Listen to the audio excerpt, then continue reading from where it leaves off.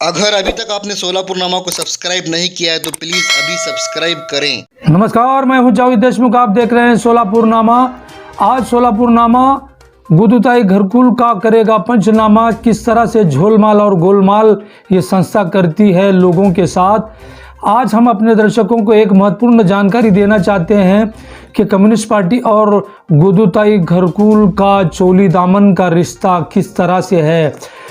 Solapur communist party के जो 27 सदस्य हैं, जिसका मुख्य होता है जिला सेक्रेटरी, उसके अंदर घरकुल संस्था के सबसे ज़्यादा सदस्य की संख्या बताई जा रही है। हम अपने दर्शकों को सदस्य संख्या जो है उनके नाम बताने जा रहे हैं, जो उनको प्रति माह मानधन के तौर पर तनख्वाह या वेतन दिया जाता है। वो किसका पैसा है, किसके पैसे से इनको वेतन दिया जाता है।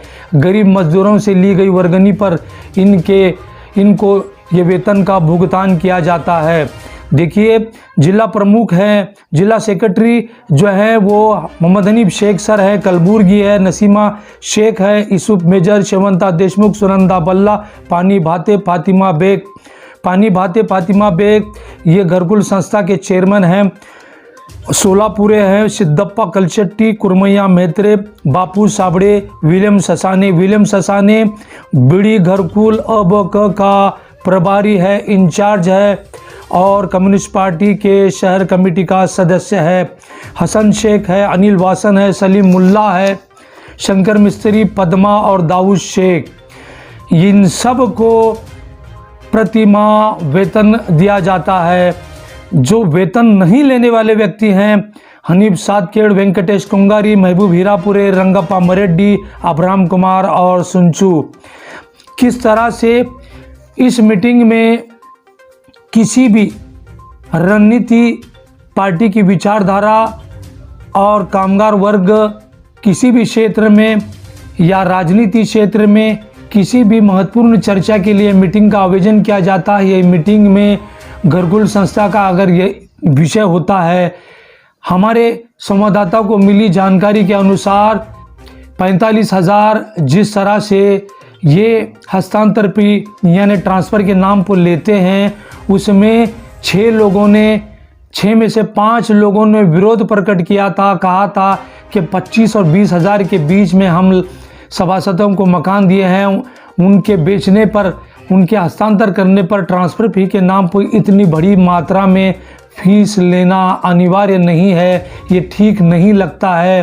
तो ये संस्था में काम करने वाले बहुसंख्यक लोग इस पार्टी को चला रहे हैं। ससाने, विलियम ससाने, ये 7,000 से नौकरी करता था इस संस्था में। आज उसको 10,000 रुपये वेतन मिलते हैं।